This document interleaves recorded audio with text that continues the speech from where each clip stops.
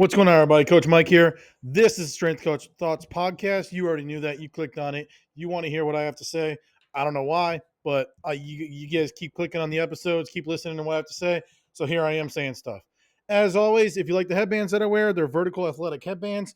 They are active cooling headbands. So all your other headband companies, there's just a piece of fabric across your head, keeps sweat, absorbs sweat, doesn't do anything with the sweat. These headbands, as they get wet, they absorb all the sweat, nice thin breathable fabric. Once they absorb all that sweat, you can wring them out, squeeze them out real good, shake them around, and they start actively cooling. So they get cold, and then you put them back on your head, and they start cooling you off a little bit. So not wasting fabric, not wasting your time with other headbands. Use code Coach Mike, all one word, all capital, for 15% off your order of vertical athletic headbands. They're cheaper than the other brands that are more popular, and they also do something. The other headbands don't do anything. They just get wet and they get heavy, and then they start dripping anyway because they're already soaked. You wring them out, and then they're just wet headbands on your head.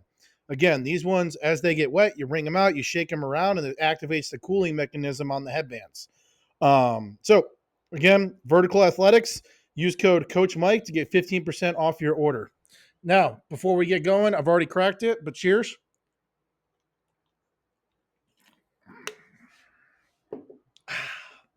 They call it White Monster Wednesday, but let's be real. It's White Monster every day here on Strength Coach Thoughts Podcast. If it's not a White Monster, it's a C4. Either way, we got the caffeine pumping, the energy going. Let's talk today about recovery. Now, I know recovery is one of those topics that, like, there's science and there's not science and there's ideas and blah, blah, blah, blah, blah. I am more specifically going to talk about overtraining versus recovery. Famously within the Attitude Nation, John North, you'll hear him say all the time, there's no such thing as overtraining, just under recovery. We say that as a trope, as we can train as hard as we need to. That's not the problem. We two days ago, if you didn't watch the video on the YouTube channel, go to the training video Wednesday. The Death Star squat session was 11 sets, varying reps within the sets. I mean, touching 93% halfway through the set of just straight squats. 30 minutes, minimal bullshitting, sitting down, catching my breath, jumping back onto the bar. 30 minutes still. What did I do yesterday? I snatched and clean and jerked and squatted. Yeah. Am I sore? Am I tired? Yeah. Am I going to stop training because of it? No. Why would I stop training just because I'm tired and sore? I recovered well enough to be able to come back and train and be able to max out tomorrow. I have childcare duties today. But when I come back on Saturday, tomorrow, to do max out, singlet Saturday, we're going to hit 100% because I'm recovered. Now, overtraining. Overtraining is the myth that you can push your body to the point that adaptation is no longer occurring, that the muscles are in a too chronic of a state of fatigue, too chronic of a state of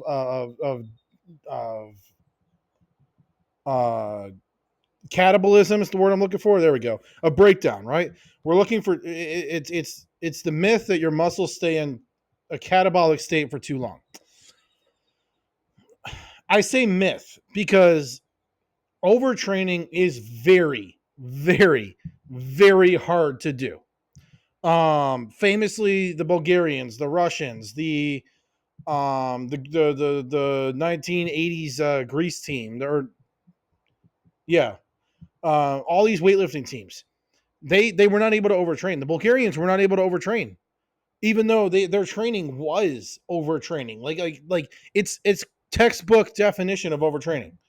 4 or 5 sessions a day, 6 days, 7 days a week, 6 days a week, going to max almost every session. Like that would be the definition of overtraining.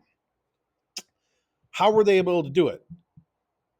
Aside from drugs. Yes, got it. A Bulgarian system. They had some pharmaceutical assistance, understood. But again, in the conversation of recovery, the pharmaceutical assistance was recovery. It was giving their body the substances they needed for anabolism for the development and the sustainability of the muscle and connective tissue and everything like that, in a means that is not considered fair or legal within sport. But it was still recovery focused is the emphasis I'm getting at here. So how do we do it safely? How do we do it correctly in the scope of WADA testing and USA weightlifting and NCAA banned substance lists and all that stuff? Number one is going to be your food. Number one is going to be your diet. A lot of athletes, and I'm stepping back from weightlifting and just speaking athletes. A lot of athletes do not eat enough for daily caloric intake, let alone throwing their sport on top of just daily caloric intake. A lot of athletes are not getting the proper blend of carbohydrates, fats, proteins, their vitamins, their minerals, all the micronutrients they need. A lot of them aren't even hydrating enough. Like a lot of them aren't getting enough fluid in their body, whether that's just water, whether that's other fluids, just getting fluid in their body enough to be in a hydrated state. So when we start talking about overtraining in sport, let's say, it doesn't exist. I don't know one strength coach that could be considered of having overtrained their athletes because their athletes had not checked all the boxes of recovery, where basic strength training and basic ability to play their sport was hindered because they just weren't recovering properly. Now, I already hear it, Coach Mike. Oh, we're talking college kids, high school kids, blah blah blah blah blah. It's like cool, understood, got it. Here's my counter argument to you: NIL and personal branding, transfer portal, all of that. In a few years, sport will be a job. Like college sport will be a job. College athletics will probably separate from academics. It'll probably turn into the academic side is, whatever, but then the athletic side is like you're going to the school to play for their athletics program. You're not going to the school for education. Right now, most athletes aren't going to school for the education. They just have to take courses in order to stay enrolled in the school to be able to play the sport. We know this. We sit there and say, "Oh, you're a student first, athlete second." No, they're not. No, stop. You'll get more buy-in from the athlete if you acknowledge they're there for the athletics and they just have to do school as a secondary. You'll get more from them. You'll get them to understand more that, hey, I just need you to get these assignments done so you can go play your sport versus, oh, think about your future after sport. Like, they don't give a shit. Like, they don't. And that's not to say you shouldn't care about their future, but the way you're going to reach those athletes, is by caring about the thing they care about and relating it to what you care about. That's just basic leadership.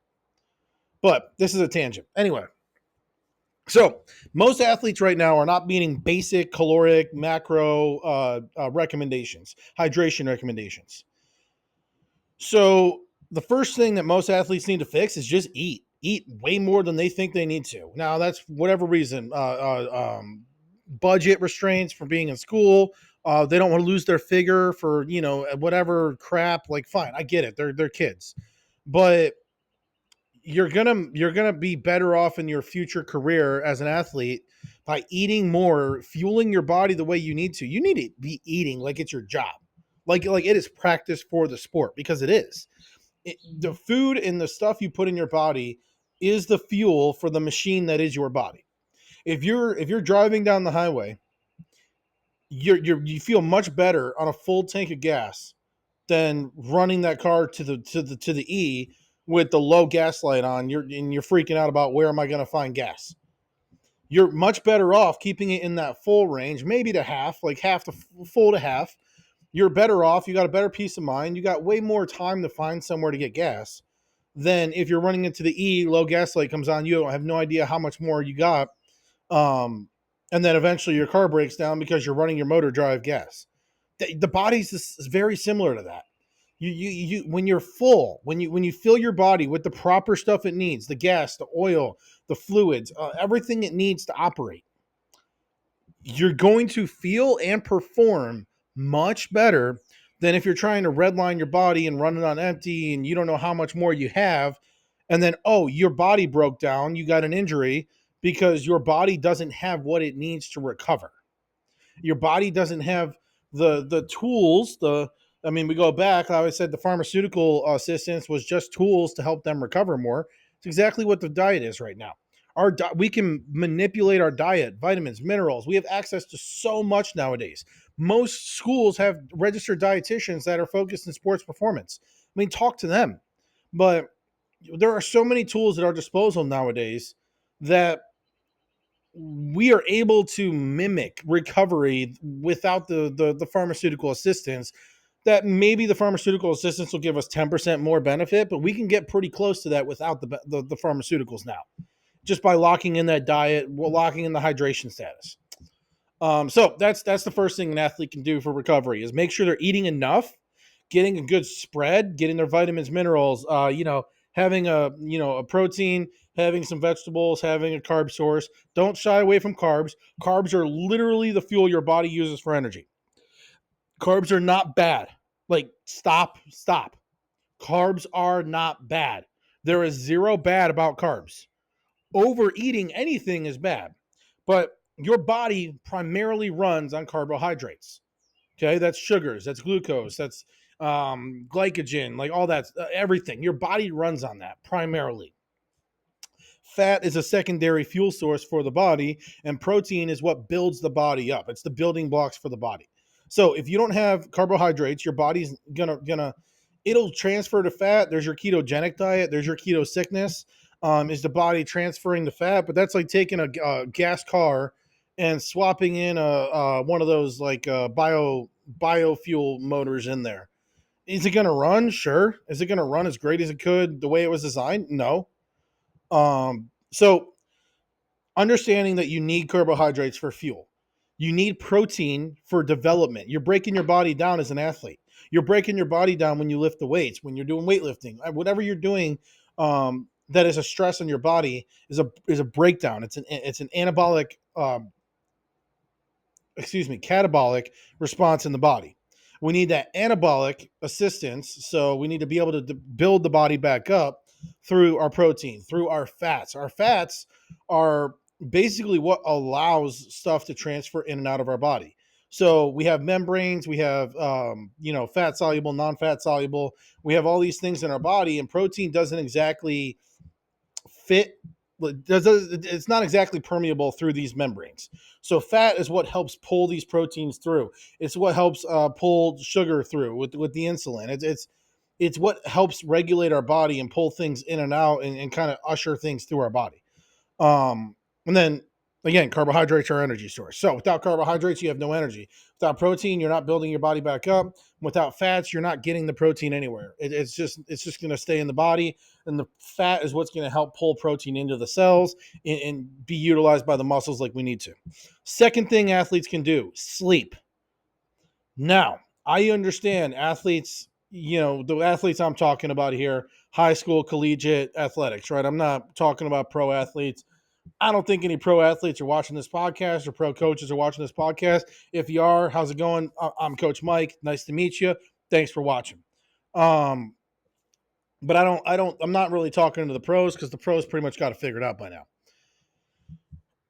I understand there's homework. I understand there's work. I understand there's obligations. And there's fun in college and high school, and you're there for that. In season, specifically, sleep should be prioritized. If you're a multi-sport athlete, there's going to be downtime. Like you're going to find some off-season period. Have fun in the off-season. Go have fun. That's when you should be letting loose, kicking back, having fun. In season is work time. It's time to compete. Your body should be at prime peak condition, which means in season, you should be sleeping more. Sleep should be a priority. 8 to 10 hours, continuous sleep, cool room, dark. You guys know all the stuff. Get rid of the electronics. Like at least 2 hours before bedtime. I say it. I don't do it myself. I mean, nobody does. Nobody I know does. But I'm saying the things that the people say that we know it works. Just nobody does it. But if you're an athlete, you're a high level athlete looking to get to the next level, give it a try. Dark room, cold room. You want it to be cold, nice, clean bed sheets, comfortable environment. Make sure you turn electronics off roughly hour and a half, 2 hours before you're supposed to go to sleep. Meal timing is kind of ambiguous in the science. Some people say don't eat 2 hours leading up to bed for allowing digestion, so you don't have indigestion during the night. Other people say that meal timing has no play over sleep.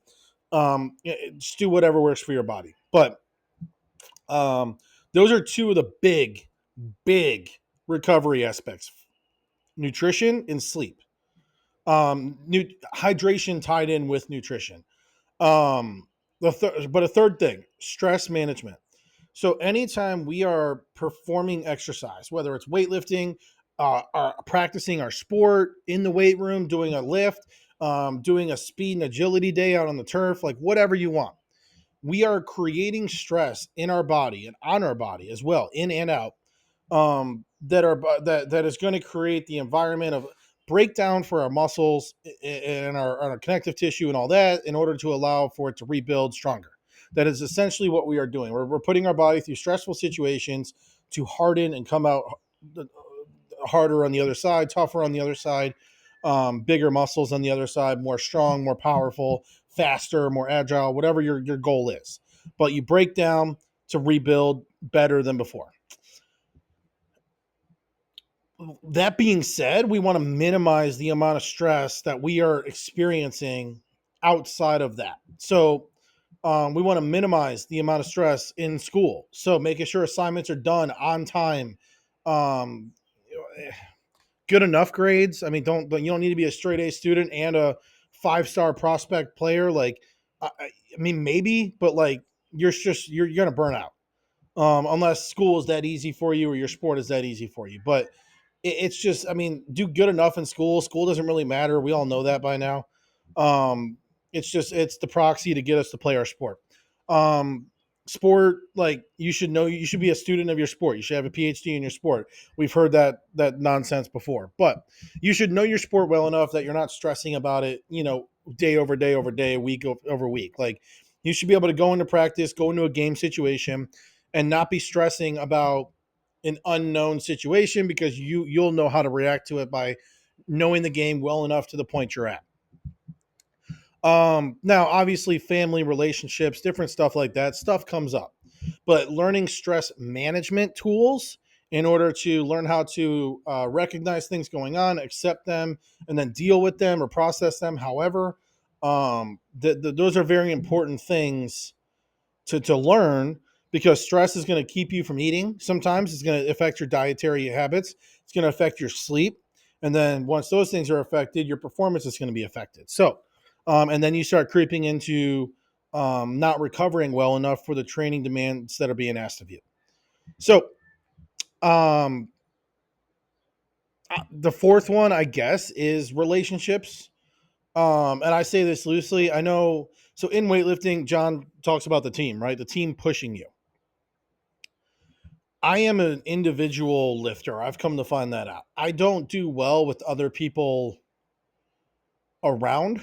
Like I don't do well with the cheer squad of saying, "Oh, let's go, you got this," when it's like 60% on the bar. Like I don't do well with that. I do well on my own, shut up, put my head down, lift the weight. Um, for some people, though, having that support behind them is everything. For some people, just being a part of the team is enough. Being able to say I'm with this team is enough for them to perform. Is enough for them to feel satisfied socially and emotionally in order to perform at the level they're trying to perform at. Um, but having those relationships, whether it's romantic relationships, familial relationships, just your friend group, stuff like that, um, can give you a sense of identity outside of your sport, which is important because if the sport is all you know, then what happens when you get hurt? What happens when your family wants to go on vacation? What happens when the sport, for some reason, like we just went through with COVID, what happens when the sport's not available for 2 years at a time because of nonsense happening, whatever the nonsense is? Like you need that group of that, you need that support structure in order to be able to have an identity outside of the sport that you're associated with. And I know strength coaches struggle with this a lot too, where um, within the tactical world, right? There were a ton of layoffs. They're still going on. And there have been a lot of good posts on LinkedIn specifically about make sure as a strength coach, you're not tying your identity to your role. Meaning, I'm Coach Mike. I coach strength and conditioning. I coach weightlifting. I coach human performance. Okay. I'm not a tactical human performance coach. I'm not a football human performance coach. I'm not a basketball human. I am a human performance coach, period. So anything that involves human performance, ex-phys, kinesiology, teaching people human performance, educating, it's all under human performance expert. So my identity is understanding how to optimize human performance. That is not tied to any role that I'm in. If I'm a football strength and conditioning coach, well, I'm still a human performance expert that is applying that to football. I had a supervisor a couple jobs ago. He told me never let anybody put you in a corner in strength and conditioning. What he meant by was don't let them say, "Oh, he's the football guy," because then if you apply for a basketball position, well, no, you're a football guy. You don't know basketball, which it's not hard to know these sports. You do a quick needs analysis. 90% of strength coaches have played multiple sports at one point or another. So if you're a strength and conditioning coach and you're like, I'm a football strength coach, eh, do better. Give yourself more credit than that. You're a baseball strength coach. No, give yourself more credit than that. You're a human performance coach or whatever you want to call it that specializes in baseball, that specializes in football. But if you're a baseball performance coach, you're telling me you can't step into a basketball role and train basketball players? Or you're a football coach, you can't step over and train a swim team? Like, you don't have the tools to train these teams as just a strength and conditioning coach? That's what I mean by this. So, this has nothing to do with overtraining and recovery, and I'm circling back to that right now. I started this off with there's no such thing as overtraining, just under recovery. And I stand by that. I say that a lot. I talk about it all the time. I think recovery is the single most important thing that athletes need to be doing for their performance. You can be a PhD of your game, like they want the new phrase, the new buzz thing going around. You could have all the plays. You could be the best. You could be the best prospect, the best recruit, whatever. If your recovery is not on point, you are going to get hurt. You are going to burn out mentally, physically, whatever. You need to be eating enough and talk to one of your dietitians about that. If you don't have a dietitian, let me know. I can either help out or get you in touch with one. You need to sleep enough. Make sure you're getting adequate quality sleep every night. And strength coaches, this applies to you as well. Coaches, this applies to you as well. You cannot serve your athletes. You cannot be the best version of yourself for your athletes without eating all day. Only running on 3 white monsters, and that's the only thing you've put in your body a day. No. You need to be eating throughout the day, making sure you're getting the calories you need to be able to keep up with the workouts you're running. Making sure that if you go to demonstrate a hang clean, you don't pull a hamstring because you haven't touched a weight and your body is so starved of nutrients and you haven't slept in 3 days. Like you got to take care of yourselves as well. Coaches, you need to sleep when you get the chance to sleep. I know strength coaches love to wear a billion hats. Every hat they're given, they'll throw it on with a smile on their face. Learn to say no. We're at the point now where there's dietitians, there's sports scientists, there's equipment managers, there's interns or GAs that handle administrative duties. The strength coach, for the first time in history that I've seen and read about, truly has the opportunity now to just focus on strength and conditioning. That means programming and executing the lift, and then maybe doing some rehab stuff or working with the ATs and the return to play stuff, whatever. But even then, you're assisting because you have the AT and the PT running that. So for the first time in a long time, strength coaches can take a breath and actually start taking care of themselves as well to be the best coach they can be. Yes, there's still meetings you have to go to. Yes, there's fundraisers and there's boosters, and you got to make sure the weight room's clean and organized, and the equipment is not broken. And yes, of course. But you don't have to be the dietitian either. You don't have to be the equipment guy anymore. You don't have to be, administrative assistant for the defensive coordinator or whatever. Like, you don't have to fill those roles anymore, which means you can eat now. You can prioritize sleep now. You can prioritize family now. You can more than ever. I'm seeing more and more strength coaches with their families that are able to actually take care of their family and provide for the family, not multi-divorced and multiple sets of kids everywhere, and they're multiple divorced because they're hopping around everywhere. Like that's not a thing anymore. Like, I mean, it's still happening, but it's starting to be less and less because people are starting to be able to focus more on family, focus more on taking care of themselves and their mental health and all of that more now than ever. So again, train as hard as you need to. And I'm not as hard as you want. Train as hard as you need to for your sport, for your level, for the next level you want to be at. Train hard. You are capable. Your body is capable of so much more than you ever think. Listen to all these war stories from special warfare guys, or from military guys, or law enforcement, or whatever, or firefighters, and they tell you like this training or this deployment or this mission or whatever push me past whatever I thought was possible and then some.